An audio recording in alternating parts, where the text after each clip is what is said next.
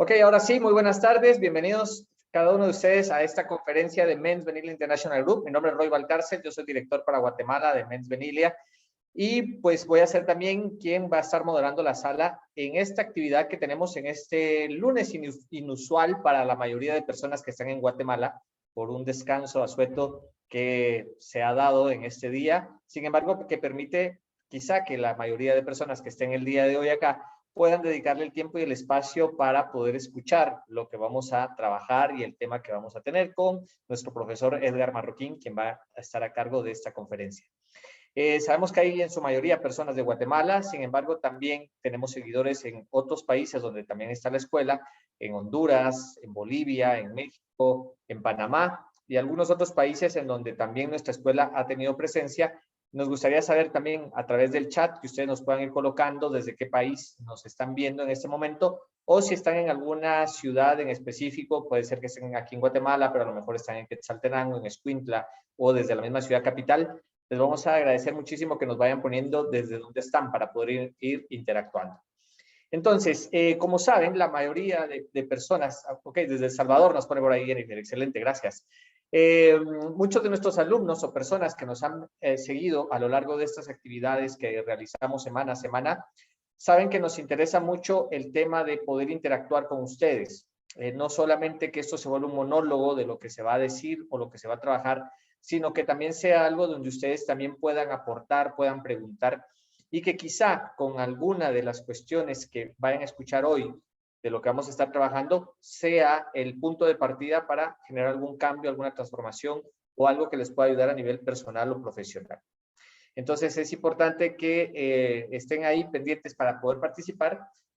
Tomen también un papel y un lápiz, un lapicero para poder apuntar aquellos detalles que sean interesantes.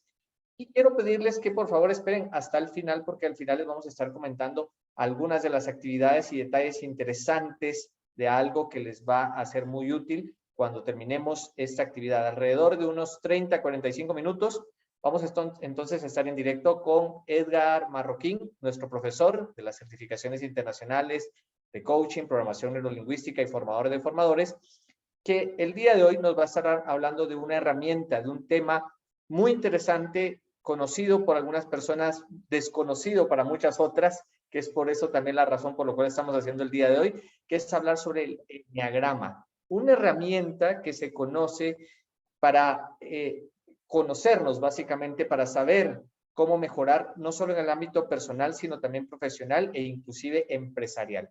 Y esos detalles de cómo se puede utilizar esta herramienta, para qué nos sirve y cómo puede ser útil para cada uno de ustedes el día de hoy, pues Edgar Marroquín está aquí para precisamente contarnos esos detalles de qué es el enneagrama, cómo funciona y cuáles son los beneficios que podemos tener al aprender esta fabulosa herramienta. Así que pongo en pantalla a Edgar. Edgar, estás por ahí, ya te vi por ahí, ahora te pongo.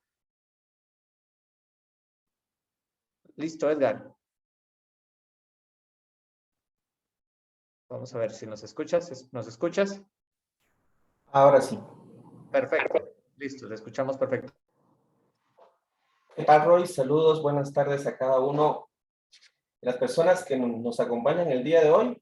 Hoy celebramos, bueno, un asueto que se ha corrido un día para el día lunes, acá en Guatemala, pero imagino que en otros países pues están en sus actividades cotidianas laborales. Pues, mi nombre es Edgar Marroquín, algunos ya me conocen, no veo todavía los que están acá en la sala, pero imagino que habrán algunos alumnos, exalumnos, amigos y personas que no tengo el gusto de conocerles, pero empezaron precisamente a esta conferencia para poder tener una visión más general de un tema que a mí en lo personal yo lo conocí, bueno, tenía aproximadamente unos, ay Dios, quizá unos 16, 17 años. Yo militaba en un grupo juvenil parroquial. Era un grupo de jóvenes, nosotros creamos nuestra propia dinámica de formación, al no estar adscritos o al no estar supeditados a un movimiento religioso de carácter internacional, pues prácticamente la planificación, la creación de contenido, los procesos formativos, la propia dinámica de grupo surgía de nuestra propia creatividad. Y dentro de los múltiples invitados que tuvimos siendo adolescentes, porque nosotros cada semana planificábamos y bueno, tratábamos de perfilar objetivos concretos en la formación con jóvenes, pues nos hacíamos las siguientes preguntas. ¿Qué temas Vemos que pueden ser útiles para hablar con adolescentes o jóvenes en ciertas edades, no solo de temas de tipo teológico, por así decirlo, sino temas sociales, económicos, psicológicos. Incluso en aquel entonces, siendo yo un adolescente, como muchos de mis amigos, pues teníamos una inclinación y esa visión para poder fortalecer también a los adolescentes y jóvenes con temas que desarrollaran pues de una manera más integral a los adolescentes. Y se nos ocurrió invitar a un psicólogo, y el psicólogo ya falleció, un excelente ser humano, y cuando llegó nos habló de una herramienta de autoconocimiento llamada Enneagrama. Cuando yo escuché por primera vez eso, no entendía absolutamente nada, dije, bueno, ¿qué es Enneagrama? Y él nos explicó de una manera tan sencilla, tan divertida, tan dinámica, y así fue como tuve la primera aproximación a esta herramienta de conocimiento, de autoconocimiento, como es el Enneagrama. Años después, profundicé mis estudios en esa herramienta y es lo que hoy presento el día de hoy. Es uno de los temas quizá más recurrentes. Yo le digo a mis alumnos que hay personas que pueden pasar toda una vida sin hacerse la siguiente pregunta. Y hay otros que se las han formulado más de alguna vez, pero quizá han abandonado este proceso de buscar las respuestas a esa pregunta. ¿Y cuál es esa cuestionante? Pues, ¿quién soy yo? ¿De acuerdo? ¿Quién soy yo? Pareciera que es una pregunta muy sencilla, pero me gustaría saber quiénes de las personas que están aquí consideran que es más complicado de lo que parece, o vaya, no es tan sencillo poder responder a una pregunta como esa, que pareciera que tiene un tinte, un contenido muy profundo a nivel filosófico, lógico. Y esto es, ¿quién soy yo? ¿De acuerdo? Me gustaría escuchar sus respuestas. Saludos, Yolanda. O también pueden escribirme en el chat, si hay alguien que se aventura a responder, ¿quién soy yo? Nosotros desde la escuela les enseñamos a los alumnos de que existen múltiples caminos como formas para integrar ese proceso de autoconocimiento. Vaya, no es que exista una verdad absoluta. Ahí estaría cayendo yo en un error, en un pensamiento demasiado arrogante, inflexible, vaya, o hasta fanático. No, no existe una manera que yo les dijera infalible para llegar al proceso del autoconocimiento. Existen muchos caminos. Lo que yo vengo a presentar el día de hoy es solamente una herramienta que puede facilitar ese proceso de autoconocimiento. Francis, creo que soy una mujer de alma sencilla y que ama a las personas por su esencia, agradecida con Dios y con la vida. Genial. Rescato esa palabra que mencionas, esencia. Por ahí ya nos estás dando un panorama de algo un poco más profundo, algo que va más allá de lo obvio. Se puede responder desde múltiples aspectos, coincido contigo. Erika Ramírez dice, soy vida, estoy de acuerdo. Y de hecho, esa respuesta puede venir desde múltiples aspectos, como alguien me lo escribió. Hay personas que cuando se les pregunta quién soy, pues asocian el ser a lo que hacen. Y quizá una de las primeras frases es poder enumerar los títulos o acreditaciones académicas en el cual la persona ha estudiado. ¿Se valoran esos títulos y esos estudios? Por supuesto que sí, solamente tú sabes lo que te ha costado. La pregunta del millón es, y es lo que hacemos también aquí con nuestros alumnos, piensa por un momento que no tuvieras esas profesiones o esas acreditaciones académicas. La pregunta volvería a ser, ¿quién eres? ¿Ya? Y eso posiblemente nos lleva a ver algo más allá de lo obvio. Esto lo he dicho en múltiples clases, en múltiples conferencias también, y es inevitable que traiga a la mente a Antoine de Saint-Exupéry en su libro El Principito, ¿verdad? Lo esencial va más allá de los ojos de las personas, ¿de acuerdo? Estamos acostumbrados quizá a ver las corazas, las máscaras o algunos rasgos de comportamientos de las personas y creemos que eso que vemos o eso que interpreta nuestro cerebro significa que la persona es ese comportamiento, que la persona es esa etiqueta que desde mi perspectiva o mi percepción le asigno a cada persona. La pregunta es, y tomando una analogía del regalo, cuando nos presentan un obsequio y vemos el empaque, eso inevitablemente nos trae a la época de nuestra niñez, posiblemente en Navidad o los cumpleaños de nuestra infancia, cuando era motivo de mucha alegría para nosotros recibir un obsequio y mirábamos el empaque.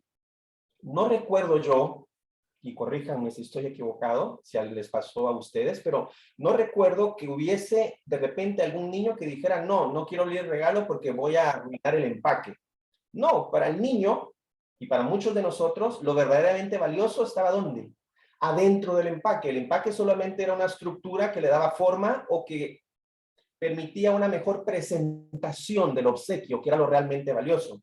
Por ahí otros, si quisiéramos ser más profundos, lo verdaderamente valioso ni siquiera es el regalo, es la intención de la persona que te da ese obsequio, y eso posiblemente sería lo más relevante. Pero tomando la primera que te acabo de mencionar, no es el empaque. Sin embargo, los seres humanos creemos que el empaque es lo más valioso, y desde nuestra perspectiva, desde una visión psicológica, creeríamos entonces que las personas son los comportamientos que tienen. Como un ejemplo, si vemos a una persona que reacciona de manera airada, impulsiva o enojada en un momento determinado, y aun si no fuese solamente en un momento, en un par o en algunas ocasiones, inmediatamente nuestro vocabulario asigna esta frase: esa persona es arrogante, es enojada, es una persona bipolar, por algunos que creen hasta manejar ciertos trastornos según el manual de clasificación diagnóstica para trastornos mentales. Pero esa etiqueta que acabo de asignar, ¿qué hace? Invisibiliza la esencia o el verdadero ser de la persona, porque la pregunta sería, además de ese comportamiento enojado que percibes de esa persona, ¿qué más conoces de esa persona? ¿Sabes sus luchas? ¿Sabes sus afrentas? ¿Sabes su historia? ¿Sabes su pasado? ¿Sabes sus temores, sus miedos? ¿Sabes cuáles son sus cualidades? Si nuestra respuesta es negativa, entonces poco o nada conoces a esa persona. Y lo único es que te has quedado con una etiqueta según el comportamiento visible que tuviste en una ocasión con esa persona. El problema está que si nosotros tenemos una visión tan parcializada o tan limitada de nosotros mismos, la lógica me dice que va a haber una relación también coherente de que así voy a percibir a las demás personas que me rodean. Repito, si yo creo que soy, por ejemplo, enojado, que soy miedoso, esas dos etiquetas, posiblemente el riesgo que corra es que nublen o cubran mi esencia, mi verdadera identidad, eso que me hace único, eso que me hace irrepetible, eso que me hace muy valioso. Y entonces automáticamente, si esa es la percepción que tengo de mí, tan limitada, limitada va a ser entonces la percepción o el conocimiento que tenga de los otros. ¿Se entiende esto? ¿Sí? Estuardo, no soy mis títulos, no soy mis comportamientos ni etiquetas, no soy mis estados de ánimo ni mis estados financieros, dice Genial. Y ojo, no estoy diciendo que eso, soy mucho más que eso. Genial, Estuardo. Ese mucho más es lo que yo invito entonces a poder averiguar. Seguramente hay personas que les gusta viajar. Y hago la pregunta a los que están acá.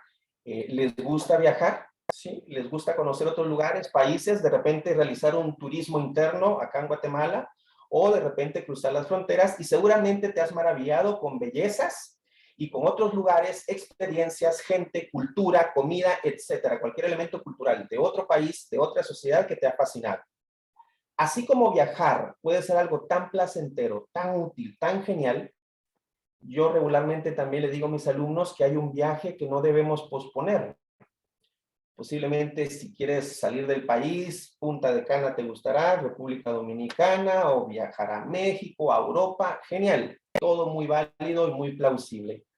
Pero quizá hay un lugar, hay un viaje que no vale la pena posponer por más tiempo, y ese es el viaje hacia nuestro interior, ¿de acuerdo? Hacia nuestro interior, hacia nosotros mismos, porque seguramente encontrarás también maravillas, cosas extraordinarias que no conocías hasta la fecha. Y eso es algo que en psicología le podemos llamar como introspección, la capacidad que tenemos de hacer ejercicios profundos de interiorización, esto es vernos a nosotros mismos, meditar, reflexionar acerca de cuestiones y preguntas, si quieres, tan filosóficas, tan esenciales. Una de ellas es saber quién soy, cuál es mi sentido de vida, cuál es mi propósito de vida, ¿Cuáles son mis cualidades? ¿Cuáles son mis temores? ¿Cuáles son mis comportamientos más recurrentes? Algunos muy útiles y otros que en realidad no quisiera que se sigan repitiendo, porque producen un daño a mí mismo y al entorno. Hace muchos años, por ahí, un místico llamado George Ivanovich Gurdjieff, en su momento, él tuvo una revelación, ¿sí?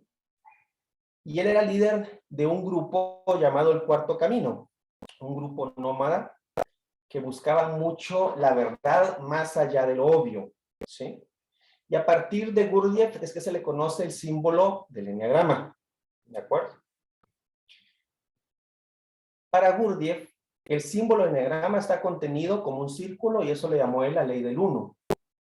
Y la ley del uno es que el universo, nuestra vida misma, representa una unidad, como nosotros. Podemos hacer una división de nuestra mente consciente, mente inconsciente, desde lo emocional, desde lo visceral, desde lo intelectual, pero al final todo forma parte de una sola persona y a eso se le llama la ley de la unidad. También el triángulo, como la ley del 3. En los procesos del universo, la existencia misma, la figura del triángulo, 3 entidades, aparece y tiene mucho significado para Gurdjieff.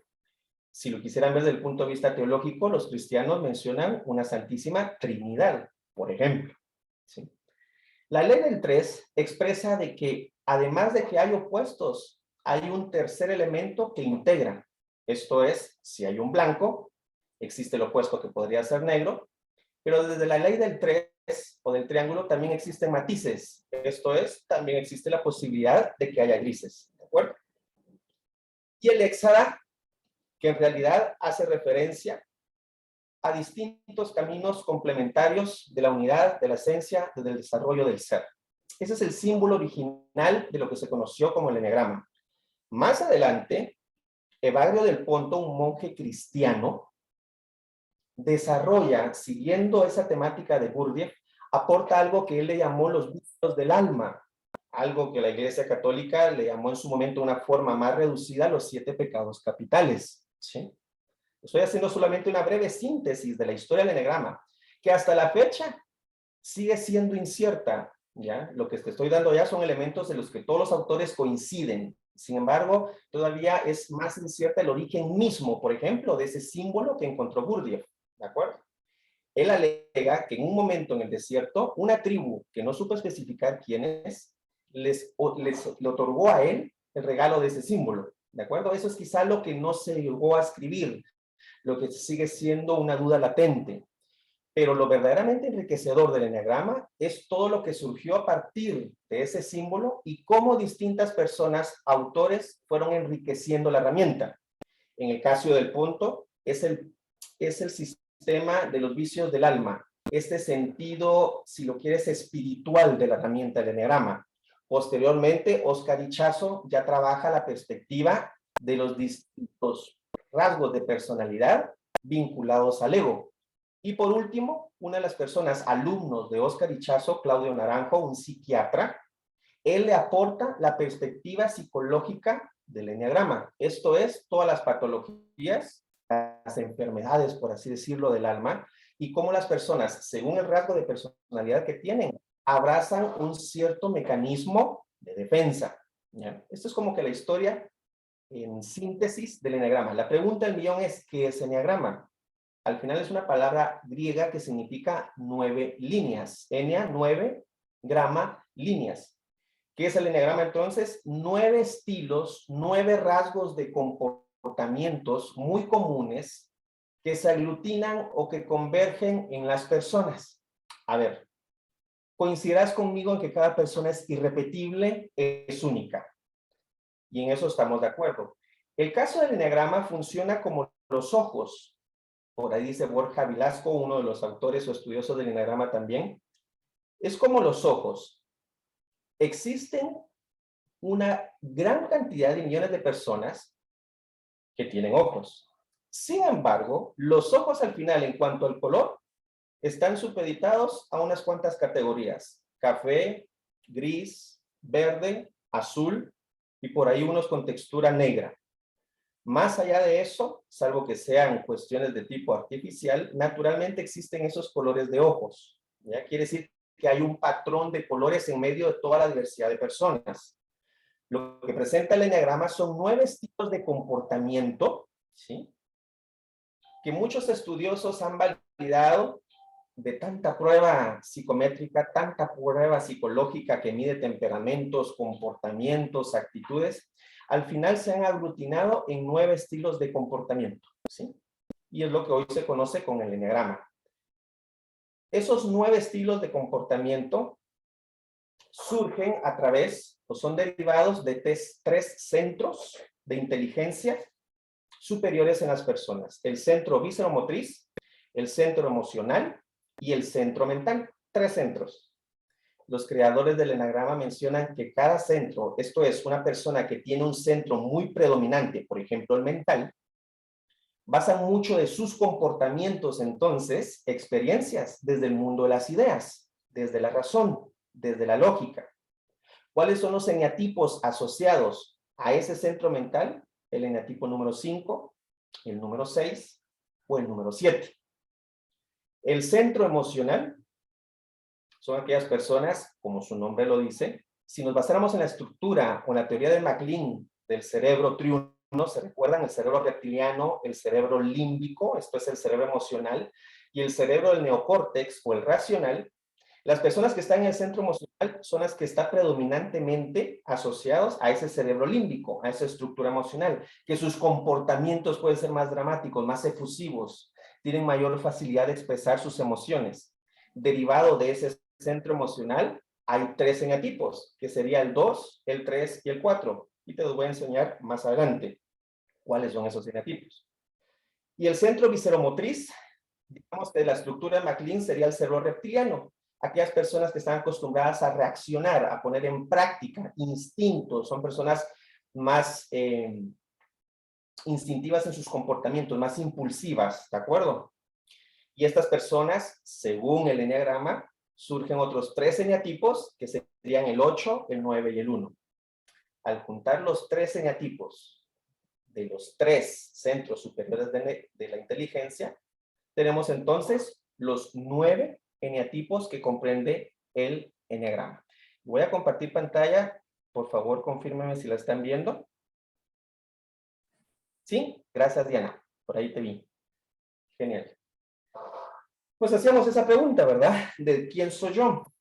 Y por ahí agradezco a cada uno de ustedes que compartió su experiencia o una definición desde su percepción de quién eres, ¿sí?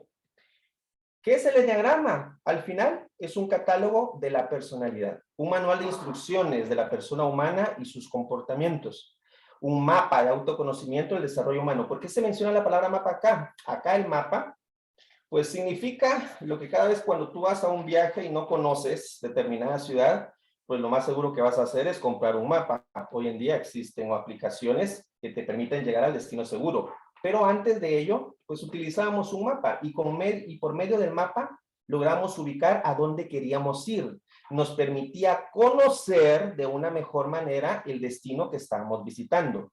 Hago una aclaración. El mapa no es el territorio en sí. ¿Qué significa esto? El hecho que compre el mapa no significa que ya conozco todo el lugar. El mapa es una guía que me va a permitir poder incursionar, circular y conocer de una mejor manera ese lugar. Quiere decir entonces que el eneagrama, como una herramienta de autoconocimiento, es un mapa. ¿Mapa para conocer qué? Tu interior, tu ser. Y hago una observación. El eneagrama, como herramienta del autoconocimiento, tiene una función. Una vez tú la usas, la aplicas, conoces cuál es tu eneatipo más recurrente, cuáles son tus 2 eneatipos también que se aproximan al principal, sabes cuáles son esas pasiones, sabes cuáles son esas virtudes que te acercan al ser, sabes cuáles son aquellos comportamientos que más se asocian a lo que no quieres. Estos son comportamientos egoicos, o sea, que están derivados del ego malsano. Una vez que tú tienes esa perspectiva y lo conoces, ha llegado el momento de ¿qué? De trabajar en ello. Significa entonces que una vez que el eneagrama cumple con su finalidad, no vas a pasar la vida con el mapa. ¿Por qué? Porque ya conoces ese territorio que estabas visitando.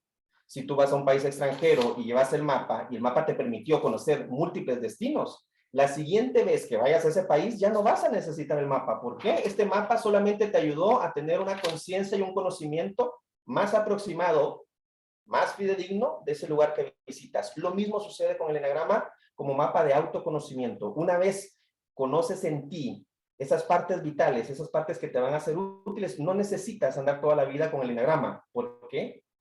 La experiencia de esta herramienta no es solamente saber cuál es mi eneatipo, cuál es mi comportamiento más recurrente y etiquetarme con ese eneatipo, porque entonces volveríamos de una forma paradójica a lo que decía yo al inicio.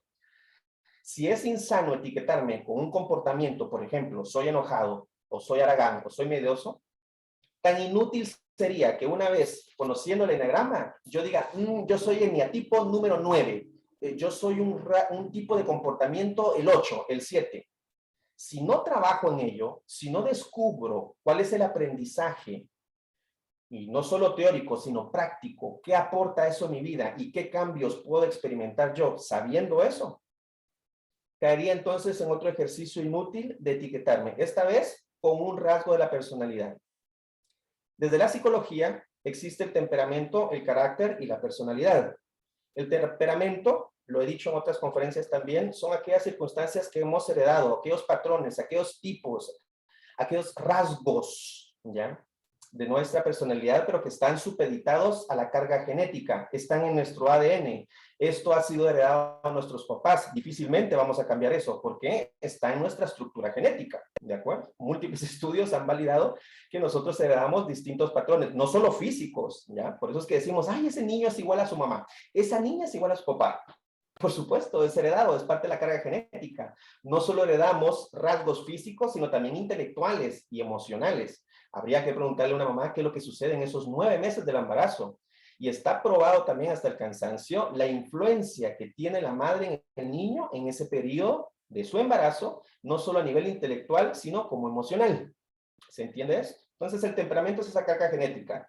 El carácter es ese temperamento que traemos adscrito en nuestro ADN y ya entra en contacto con el entorno social, ¿sí? Ya surgen los comportamientos cuando me relaciono con los otros, con mis pares, con los que no son mis pares, en los estudios, en el trabajo, la familia, etc.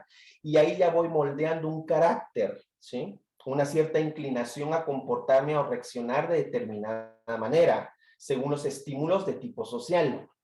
Y eso nos lleva a la personalidad. ¿Y qué es la personalidad? Pues la integración del temperamento con el carácter.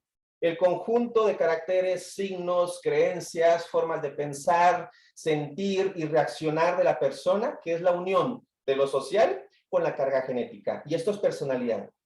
Pero ninguna de estas tres describe a la persona como tal.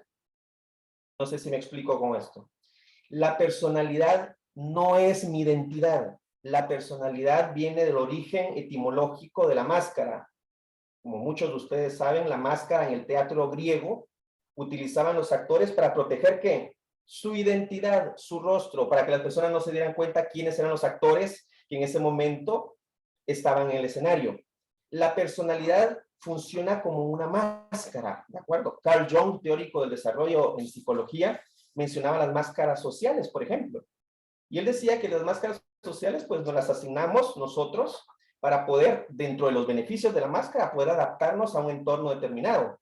Llego a la casa y mi máscara es de la madre comprensiva, la madre heroica, la madre o el padre comprensivo, el padre amoroso, o quizá el padre distante, el padre enojado, pero cuando me voy a trabajar me quito esa máscara y en el trabajo me pongo otra. Y ahí ya soy el compañero eficaz, el campeón que está ahí solidario, el que apoya, el que da palabras de estímulo, es más, hasta es el alegre, el que motiva esa alegría, pero regresando a la casa se quita esa máscara y me pongo otra máscara y ahí es un comportamiento totalmente distinto.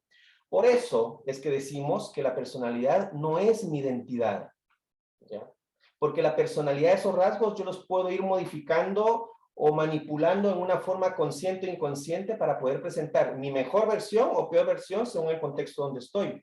Pero la identidad es mi esencia, es lo más valioso, ¿ya? Es lo que sobresale en mí y no cambia. Sí. Es lo que más aprecias. Tu identidad es la esencia. Quiere decir que el eneagrama trabaja si bien es cierto, identificando esos rasgos de la personalidad que están contenidos en esos nuevos tipos, pero ¿cuál es la finalidad del eneagrama? Que tú encuentres tu ser, tu verdadera esencia, tu verdadera identidad, a partir del conocimiento de tu personalidad. Ya explicaba en grandes rasgos el origen del eneagrama. ¿Para qué sirve? Tiene muchos beneficios y muchas aplicaciones. El eneagrama hoy en día es utilizado por muchos psicólogos, con muchos psiquiatras, como una herramienta de soporte para que las personas que acuden a procesos de psicoterapia tengan una mejor comprensión de sí mismos a partir de un mejor conocimiento de sí mismos. ¿Se entiende lo que digo? En esos procesos terapéuticos pasamos por la vida dentro de esas terapias y nos damos cuenta que somos adultos de 40, 45, 46 años, la edad que tú quieras, y a lo mejor poco o nada conocemos de nosotros, ¿sí? El eneagrama te permite entonces una mejor visión de tu persona, comprensión de tu ser y por ende aporta inevitablemente una mejor empatía, conocimiento y comprensión de las demás personas que te rodean. Si yo comprendo por qué de ciertos comportamientos recurrentes que no me aportan nada y descubro de dónde vienen, ¿sí? Al poder trabajarlos y al poder cambiar esas creencias limitantes o erróneas que fueron impuestas desde la infancia y que no cuestioné, y que en la vida adulta descubro que esas creencias, esas ideas han manipulado, condicionado la forma como hablo, cómo me emociono y cómo me comporto, reacciono, al modificarlas a comportamientos, a creencias más útiles, eso me permite, repito, tener una mejor empatía con los demás. Me reconcilio conmigo mismo, tengo la habilidad entonces de poder reconciliarme con mi entorno. Otro de los beneficios es que el eneagrama ha sido usado también en las empresas para tener una mejor comprensión de los rasgos de personalidad de las personas que quieren aplicar a puestos de trabajo dentro de la atracción, selección y contratación del recurso humano a las organizaciones. Si hay alguno que tiene experiencia acá en ese campo, sabrá que existen muchas pruebas psicométricas y muchos filtros que se le realizan a las personas que buscan ingresar y ser parte del capital humano de las organizaciones cuando aparece una oferta de trabajo. Las pruebas psicométricas es un respaldo porque también se nutre de las entrevistas y todos los demás filtros, estudios socioeconómicos, lo que tú quieras, para al final las personas, que en este caso son las encargadas de gestión del talento humano o el área de recursos humanos, decidan contratar a alguien. El eneagrama te permite tener una mejor comprensión de qué tipo o qué rasgo de personalidad puede tener la persona que está aplicando determinado puesto. Pero quiero hacer una aclaración acá. Repito, el hecho de que yo tenga o sepa uno de los eneatipos o me identifique con uno de ellos, no significa, repito, no significa que yo no pueda cambiar mis comportamientos negativos. Claro que lo puedo hacer. Es solo que ahora ya tengo una mejor noción de cuál es mi orientación desde los centros de inteligencia superiores que te mencioné anteriormente. Si soy más desde del tipo racional o mental, si soy más desde el visceromotriz o si soy más desde lo emocional. Así será mi lenguaje, así será la forma como reacciono, cómo me comporto, cómo me comunico con los demás, ¿de acuerdo? Voy a poner un ejemplo sencillo. Posiblemente tú conoces, y me voy a adelantar acá con esto del eneagrama. Les decía que son 9 líneas, ¿de acuerdo? Los centros superiores que originan esos eneatipos son estos 3. El del pensamiento, que ya dijimos, del pensamiento, de aquí surgen ¿cuál? El eneagrama 5, 6 y 7. El de las emociones surge el 2, 3 y 4. Y el de los instintos surge el 8, 9 y 1. ¿Cuáles son esos eneatipos? Estos que ves acá en pantalla, ¿sí? Repito, el centro emocional toman los eneatipos 2, 3 y 4 que tú ves en el círculo. ¿Y cuáles son esos eneatipos? El servicial, el triunfador y el 4, el sensible. Estos 3 se derivan del centro emocional. Del centro mental surgen el 5, 6 y 7. Son personas más racionales, más apegados a la lógica, al mundo de las ideas, con cierta dificultad para expresar sus emociones. ¿Qué eneatipos están contenidos en ese centro? El pensador, el leal, el entusiasta. O sea, el 5, 6 y 7. Vamos manejándonos como las manecillas del reloj, ¿de acuerdo? Derecha e izquierda. Y por último, el centro visceromotriz es el 8, el 9 y el 1. Esto es el líder, el pacificador y el perfeccionista. ¿A qué quería llegar? Te presento los 9 eneatipos para que los conozcas. Por ahí voy a describir uno para que las personas que me están escuchando, solo con una breve descripción, a lo mejor tú digas, hay mucho de ese eneatipo en mí. ¿Ya? O posiblemente no, puede ser de otro eneatipo. Pero te voy a poner un ejemplo. Si bien es cierto que todas las personas son distintas, y que podemos ser iguales también fisiológicamente en ciertas categorías, piensa en una familia que de repente tiene 9 hijos, ¿sí? Y los 9 hijos los estoy representando de manera simbólica según cada eneatipo. Los 9 hijos fueron educados con los mismos patrones de crianza, los mismos hijos experimentaron el nivel de creencias que manejaban sus papás, el grado de afectividad, de interés, de amor que los papás les reflejaron a sus hijos, pero el hecho de que sean 9 hijos de los mismos papás no significa que los 9 se comporten de manera similar, ¿sí? De hecho, personas que tienen gemelos o tienen mellizos reconocen que a pesar de que existen múltiples similitudes en sus hijos, esto es de carácter físico, a nivel intelectual, emocional, existen diferencias. Lo mismo sucedía con estos 9 hijos. Imagínate que esa pareja se divorcia. Muy posiblemente los 9 hijos percibirán el hecho de manera distinta. ¿Por qué? Cada quien tiene una visión distinta de la realidad o percibe la realidad de manera distinta. A pesar de ser hijos del mismo padre o madre, tienen distintas formas de pensar, adecuados o orientados a una forma de comportamiento, rasgo de la personalidad, como son los eneatipos, que ves en pantalla. ¿Les parece si les pongo un ejemplo de uno de los eneatipos? Hablemos del eneatipo, por ejemplo, 1. Estoy para ir acelerando dentro de la conferencia. El eneatipo número 1. El perfeccionista. Solo te voy a dar algunos rasgos. El perfeccionista es aquella persona que tiene un conflicto serio con la perfección. ¿Cuál es el conflicto que tiene el perfeccionista? La autoexigencia. Se exige demasiado a sí mismo y esa exigencia la extrapola no solo, o sea, sale de sí mismo y ya la orienta en función a los otros. Considera que las cosas, por ejemplo, en las organizaciones, esto es eneagrama vinculado a las organizaciones, a las empresas, un colaborador, un trabajador del eneatipo número 1 le va a costar delegar. ¿Por qué?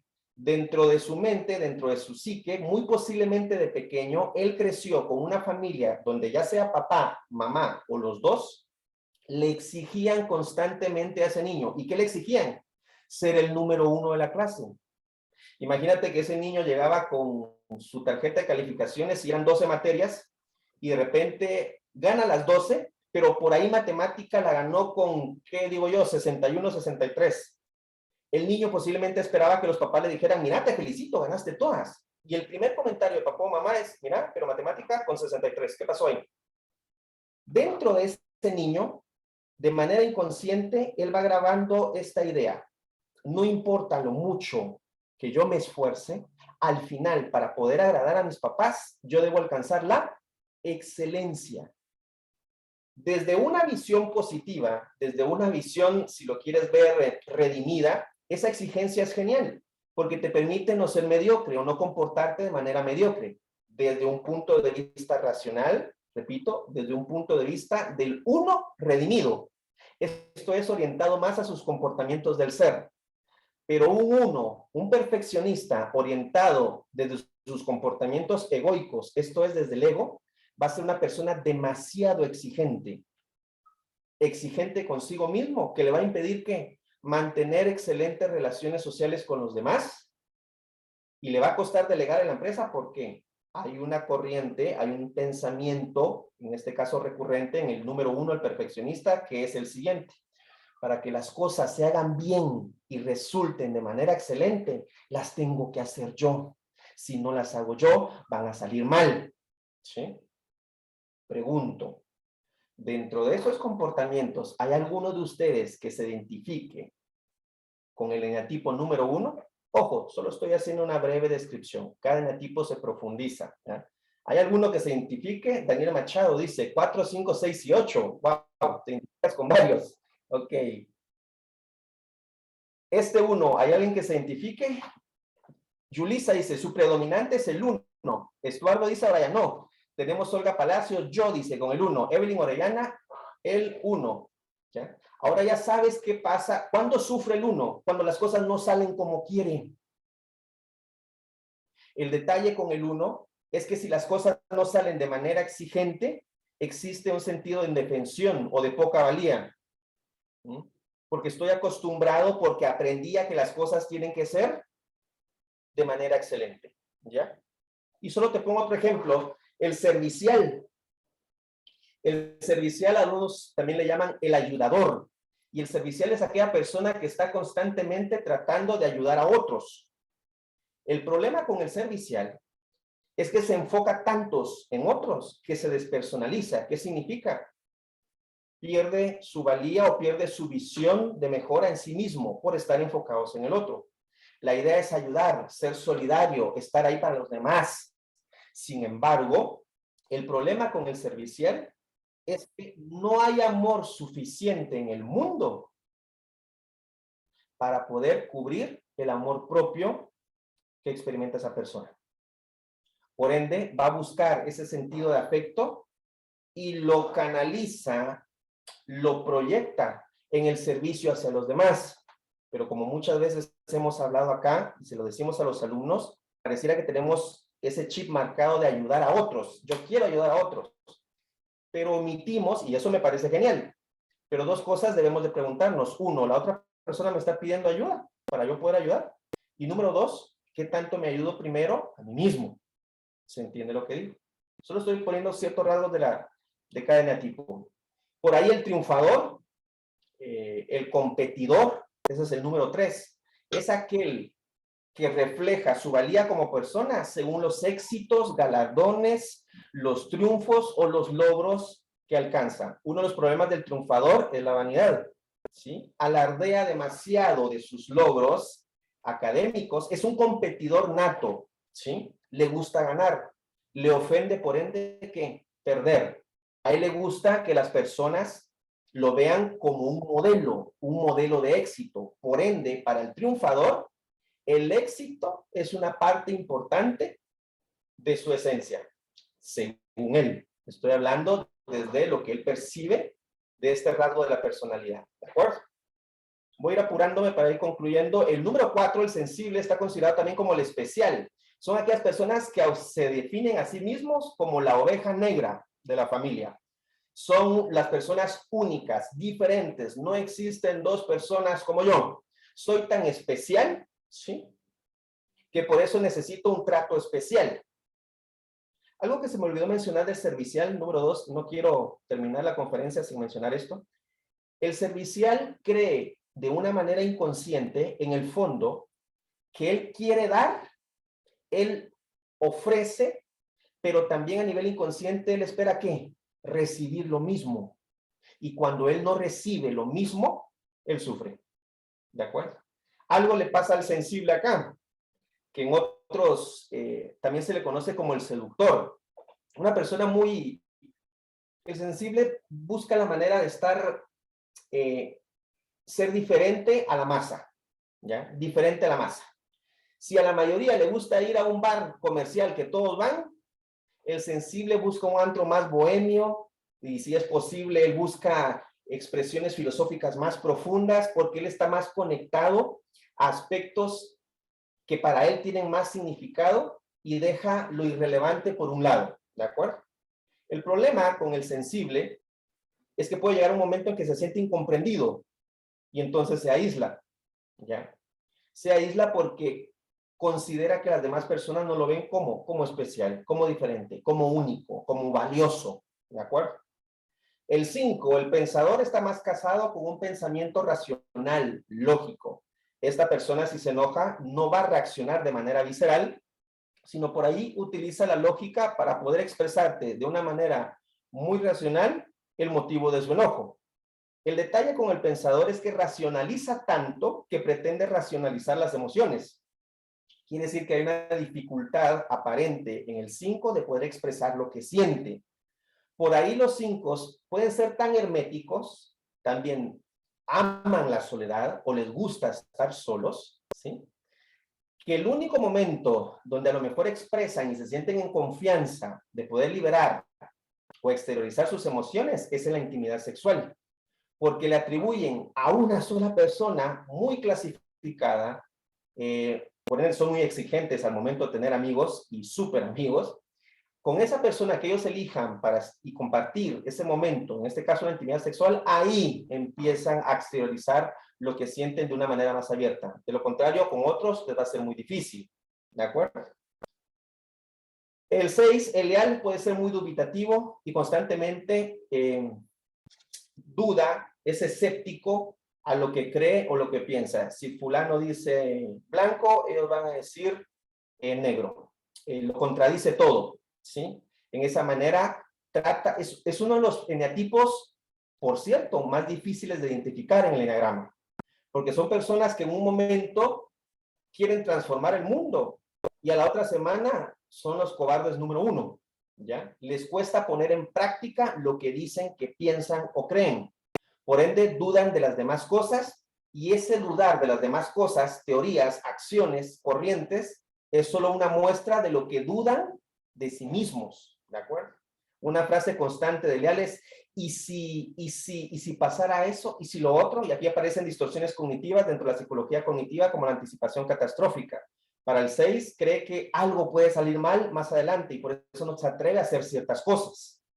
El número 7, el entusiasta o el planificador. Son las personas alegres, los chinchines de la fiesta. Son personas que motivan a los demás.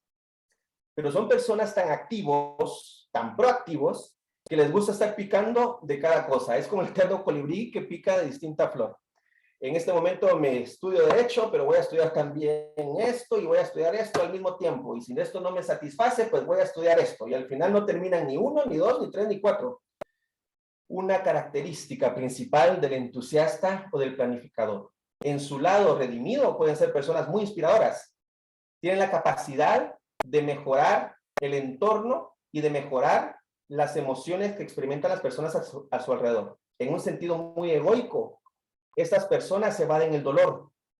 No les gusta afrontar los problemas por temor a que les duela, a estar tristes, porque el entusiasta odia estar triste, ¿sí? No le gusta que lo vean con ese rostro triste. Y por último, el penúltimo, el líder, aquellas personas que son reactivas, reaccionan más con la ira, creen tener siempre la razón, son personas muy iracundas, se comportan de manera muy iracunda, reaccionan culpando a los demás. La culpa nunca va a ser de él, la culpa es de los otros. Por ende, el 8, el líder, si tiene una idea, su idea es la mejor que la de los demás, ¿sí? Y va a luchar por ello. Aspectos positivos del líder, que va a ser asertivo y que efectivamente es un líder que dirige a grupos. Aspectos negativos desde el ego del líder, es incapaz de asumir responsabilidades. Le es más cómodo asignar culpas a las demás personas. Por eso el eneatipo número 8, si tú quieres tener un jefe en tu empresa, contrata al que tenga el eneatipo número 8. Si tú lo que quieres es eso, ¿ya? Autoridad, que prevalezca la autoridad por encima de la afectividad.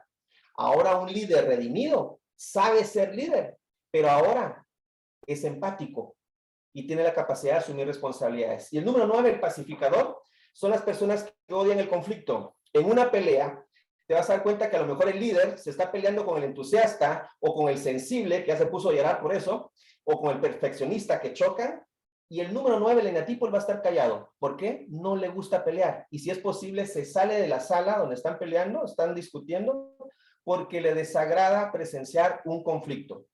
El detalle está que desde una visión patológica, orientada desde lo que no se quiere, son personas que se van de tanto que quieren estar en paz y evadir el conflicto, que evaden también ¿qué? Las situaciones conflictivas de sí mismos, ¿de acuerdo? Y lo van a estar evadiendo, por eso es un mecanismo de defensa privilegiado o que les favorece mucho al pacificador. ¿Cuál es? La evasión, ¿ya? Por temor a que algo les duela o que algo les lastime o que algo les haga sentirse mal. Son las personas que aparecen como puentes desde una visión muy positiva. Estas personas, los pacificadores, pueden ser muy útiles en los temas de resolución de conflictos. Dicho sea de paso, es una de las competencias más solicitadas en las organizaciones, tener capacidad de resolución de conflictos. Si el conflicto es a nivel de personal, tú necesitas a un 9, un eneatipo 9, ¿de acuerdo? Que sea la persona que transmita en el ambiente y promueva la reconciliación. Desde una visión muy egoica, estas personas, de tanto que van en el conflicto, también se aíslan, ¿de acuerdo? Se aíslan y no afrontan los problemas que puedan surgir en sí mismos, ¿de acuerdo? Daniela dice, yo 2, Guillermo se vuelve condependiente. Sé que este tema es muy apasionante, pero tengo un tiempo que me han asignado. Solo te di una breve descripción de los que son los 9 eneatipos. Para terminar la conferencia del día de hoy, hay algunos lineamientos que sugiere la Asociación Internacional de Eneagrama. Y uno de los lineamientos es que el eneagrama ha sido creado como un instrumento de autoconocimiento y desarrollo de la persona humana. Por ende, la Asociación Internacional de Eneagrama insiste en que no debe de ser utilizado para etiquetar, ni mucho menos ofrecer un diagnóstico de una persona solo por sentirse identificado con uno de los eneatipos. Al contrario, sabiendo yo uno de los eneatipos, ya sé qué trabajar en mí. Ya sé qué nuevos procesos de pensamientos, de comportamientos, de emociones me son más favorables. Acá no te estoy desglosando todo lo que es el eneagrama porque es una herramienta muy amplia, como muy enriquecedora. Por ejemplo, algo que no te he dicho es que existen las alas. Por ejemplo, el número 2, el servicial, ¿cuál es su ala? El 1 y el 3 son los eneatipos que están a los lados. El 2 puede aprender mucho del perfeccionista como también del triunfador. Sin embargo, las corrientes más modernas del eneagrama coinciden en que cada eneatipo puede aprender de los aspectos o rasgos más positivos de los demás. Algo que en programación neurolingüística le podríamos llamar que modelaje, ¿ya? Poder modelar, tomar los comportamientos o las prácticas que me sean útiles de un eneatipo, aunque no sea mi ala, que no esté en los lados, izquierda o derecha, sino que sea uno contrario. Por ejemplo, si es el 2, podría estar el 6, el que sería opuesto, según el esquema que ves en pantalla. Pero también el 2 puede aprender entonces del 6, como también podría aprender a ser líder, como el 8, ¿sí? Si se lo propone y trabaja en la adquisición de esas competencias o comportamientos. ¿De acuerdo? Bien, yo lo dejaría acá. Es un tema muy apasionante, créanme. Repito, a manera de conclusión, existen múltiples herramientas o procesos o caminos para alcanzar el autoconocimiento. ¿Cuáles son las ventajas del autoconocimiento? Que ya empiezas a trabajar en ti mismo y por fin decides sepultar esos comportamientos mezquinos, egoístas, poco útiles que no quieres. Y ya empiezas con claridad a trabajar en lo que realmente deseas. Nuevos comportamientos, nuevas formas de pensar, emocionarse, reaccionar, que estén más orientados ¿a qué? A tu ser y no desde el ego. Cuando hablamos y reaccionamos desde el ego, muchas veces no son los resultados deseados. En cambio, desde el ser, son comportamientos y pensamientos que están inspirados desde lo más valioso de tu persona. La pregunta es, ¿sabes qué es eso más valioso? Mi nombre es Edgar Marroquín y realmente disfruté poder estar contigo este momento, esta síntesis del eneagrama. Voy a dejar a Roy con una información muy importante. Si quieres aprender más de esta herramienta, cómo aplicarla, porque también la puedes aplicar a otros, siempre y cuando hagas ese trabajo primero contigo mismo y trabajes de una experiencia reveladora y liberadora en tu ser, podrás acompañar entonces a los otros. Es una herramienta muy sencilla, como muy práctica, y por eso es que incluso escritores y directores de cine la han tomado para poder fortalecer sus personajes dentro de algunas películas, para crear personajes más profundos y no tan simples como muchas películas, ¿de acuerdo? Dejo en el uso de la palabra entonces a Roy. Me ha encantado por estar contigo. Me quedo acá si hay una pregunta o comentario. Roy, te dejo en el uso de la palabra entonces. Listo, Edgar. Sí, ahora vamos a aclarar algunas dudas y comentarios. Sin embargo, es importante porque nos han estado preguntando básicamente por el tema de la formación que vamos a tener en este mes de julio aquí en Ciudad de Guatemala. Entonces es importante decirles que sí, hay una formación que tenemos que es un seminario de 12 horas en donde ustedes van a poder profundizar, aprender, conocer sobre todo la parte de la aplicación directamente del eneagrama. En este taller pues se va a estar dando una introducción básicamente de cómo poder utilizarlo, cómo poder desarrollarlo, como bien dice Edgar, para poderlo ver en ti, para poder ver en cómo te puedes identificar, cómo puedes moverte y tener la herramienta para trabajar con otras personas, ya sea si tú diriges algún equipo, ya sea si tú lo quieres a nivel personal, también lo puedes aplicar. La idea o la intención es que puedas apartar un cupo para justamente este 23 y 24 de julio, este fin de semana, donde estaremos dando el seminario de 12 horas de Enneagrama en directo con Edgar Marroquín.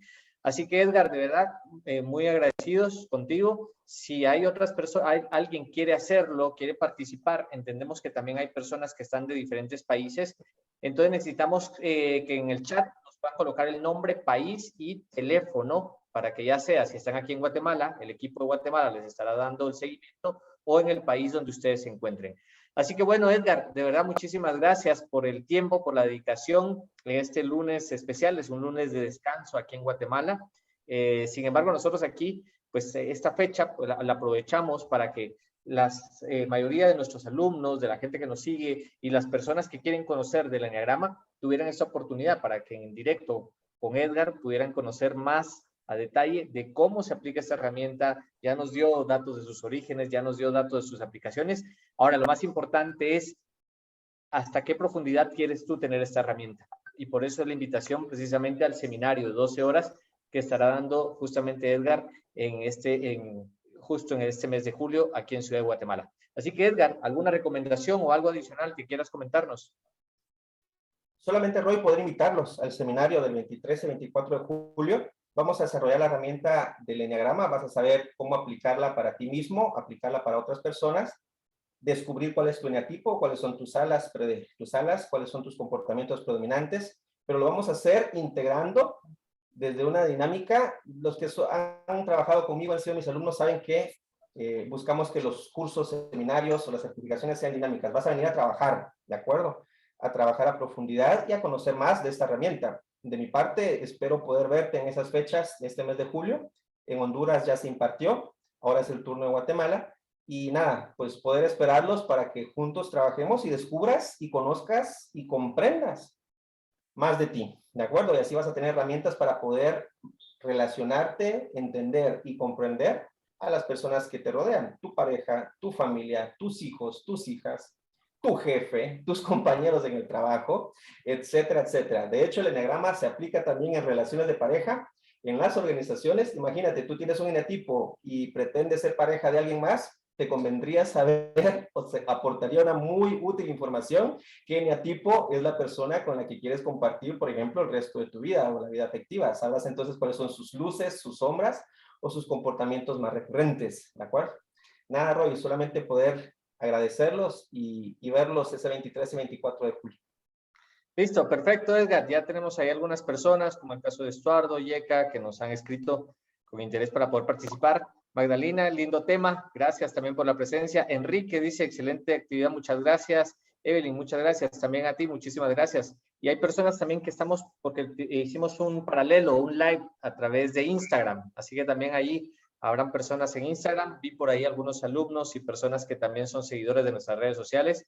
Saludos a Marielos, Erika, siempre. Paola, un fuerte abrazo. Entonces, muchísimas gracias. Perfecto, Estuardo, gracias por estar aquí presentes. Y bueno, ya lo saben, si quieren participar, si quieren estar entonces en nuestro próximo seminario, simplemente déjenos por acá los datos, ese nombre, teléfono y país, para que en breve les estaremos contactando y dando los datos de cómo pueden hacer ustedes para participar en ese seminario de Enneagrama con Edgar Marroquín. Así que muchas gracias, Francis, Edgar, todos, un fuerte abrazo y saludos desde Men's Venila International Group, desde la sede en Guatemala, y nos estamos viendo en las próximas actividades porque se vienen nuevas conferencias también de los diferentes cursos y certificaciones de Men's Venila, y de manera presencial a quienes van a estar entonces en el seminario con Edgar, nos estamos viendo entonces este mismo mes. Así que un fuerte abrazo.